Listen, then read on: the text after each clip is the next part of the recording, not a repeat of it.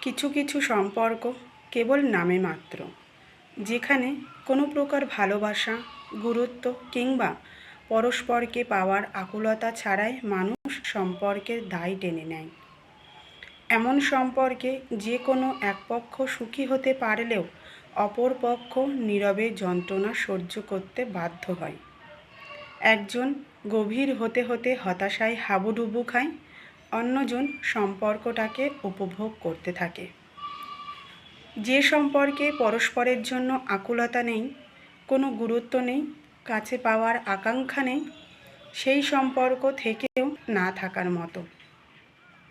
এমন সম্পর্ক কখনোই একটা মানুষকে ভালো রাখতে পারে না। যে সম্পর্কে যে কোনো এক পক্ষ উদাসীন, সম্পর্ক কিংবা সম্পর্কের মানুষটার প্রতি যত্নবান নয়, সে সম্পর্ক নিয়ে বরাবরই মানুষ হতাশ হয়।